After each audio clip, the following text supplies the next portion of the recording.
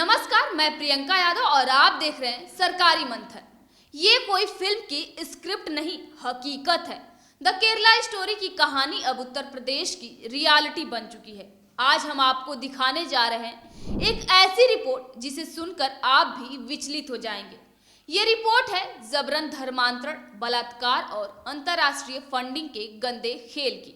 ये मामला है छांगुर बाबा नाम के एक ढोंगी का, जो सिर्फ बाबा के भेष में नहीं आया, बल्कि हिंदू बेटियों की जिंदगियों से खेलने के लिए पूरी एक साजिश का केंद्र बन चुका है।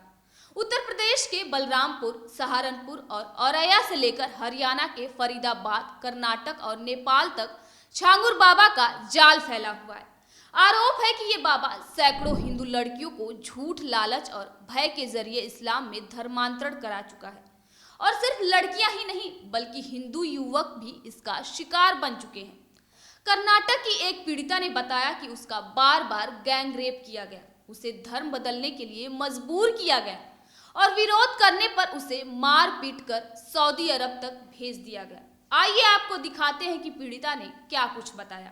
हिंदू रक्षा परिषद के अध्यक्ष गोपाल राय जी ने हमारी आवाज़ उठाई है। तब से हम लोगों को कई मुसलमानों द्वारा कोर्ट में घेरा जाता है। हमें और मेरे भाई को दोनों को जान से मारने की लगातार धमकी दी जा रही है।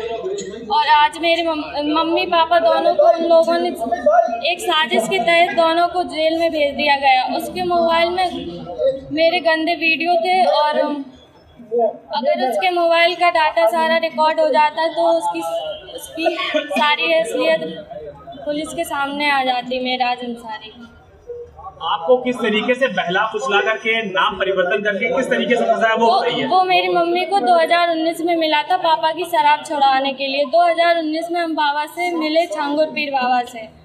उन्होंने हमें एक तावीज़ दी और दुआ पड़ी। उसके बाद हम अपने घर पे आ गए। उसकी रुद्र की बहन भी मेरे घर पे नाम बदल के आती जाती थी।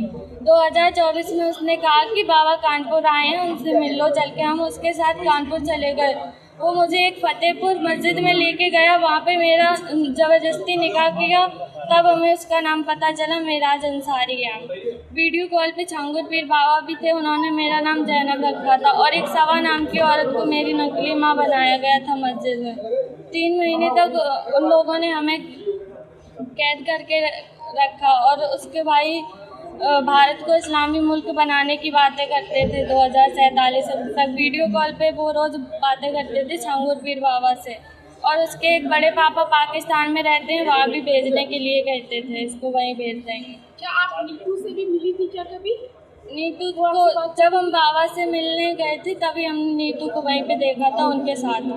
क्या बताती थी, क्या कहती थी, उसके बारे में कुछ बताइए। नीतू क्या कहती थी कि मुस्लिम धर्म में सब कुछ है, हिंदू धर्म में कुछ ही रखा है, इस तरह की बातें बोलती थी? नहीं, किया गया ये बताइए। नीतू ने ज़्यादा बात नहीं की। ये कहा था कि रुद्र भी बाबा का मुरीद है, तुम भी मुरीद बन जाओ बाबा की। ये तो बाबा के मुरीद बनने से क्या फायदा मिलेगा आपको, क्या बताया? सारी मुसीबतें तुम्हारी जो है वो सब हल हो जाएंगी, तुम्हारे पापा की शराब छूट जाएगी। और क्या ये भी बोलते थे कि बाबा का सीधा संपर्क ऊपर वाले से है, अल्लाह से है?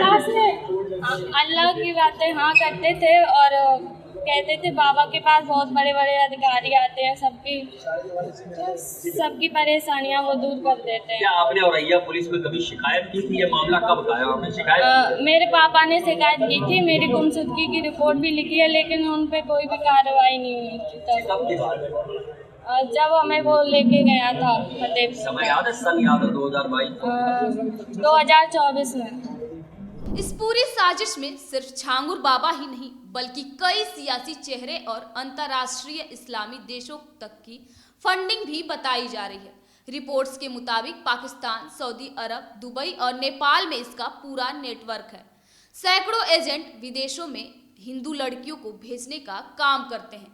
बाबा को अरबों की फंडिंग मिल रही है और यह सिर्फ कथित रूप से लड़कियों को बहला फुसलाने का मामला नहीं है। जो युवक या युवतियां धर्मांतरण से इनकार करते हैं, उन पर झूठे मुकदमे दर्ज कराए जाते हैं।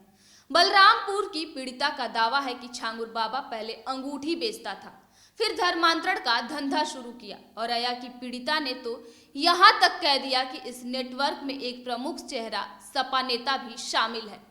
ये सारे खुलासे किए गए हैं विश्व हिंदू रक्षा परिषद के गोपाल राय द्वारा।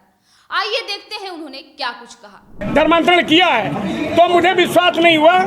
मैं 24 जून को मैं जाता हूँ सीधे उतरौला थाना के अंतर्गत जो मधुपुर गांव है बाबा का। इतना विशाल कोठी देखने के बाद मुझे पता चला कि एक भिखारी पीर आदमी इतनी बड़ी दौलत कैसे खड़ा कर सकता है। और हमारे साथ लगभग 150-200 कार्यकर्ता भी हमारे थे। तो वहाँ कुछ दबी जुबान से लोगों ने सारी बात बताना शुरू किया कि साहब ये तो कुछ नहीं है, ये पूरा नेटवर्क फैला हुआ है पूरे भारत में, हजारों लोगों का इसने धर्मांतरण कराया है। और ये बात खुलती खुलती चली आ रही है। जैसे मैंने अभी आपको दिखाया कि एक ऐसा व्यक्ति मेरठ का रहने वाला है जो एक जा करके विदेश में बस गया है और इसका नाम भी हमने आपको बताया कि ये देखिए ये चेहरा है इसका। बाबा का ये नेटवर्क इतना संगठित है कि अब ISI एजेंटों से संबंध तक की आशंका जताई जा रही है। तो ये है बाबा छांगुर की असलियत। अब सवाल देश की सरकारों से है, क्या इस गिरोह का जड़ से खत्म किया जाएगा? क्या सऊदी और पाकिस्तान से आने वाली फंडिंग को ट्रैक किया जाएगा? और सबसे अहम सवाल, हिंदू बेटियों की रक्षा कौन करेगा? देश और समाज की सुरक्षा से जुड़ी हर बड़ी खबर के लिए जुड़े रहिए सरकारी मंथन के साथ।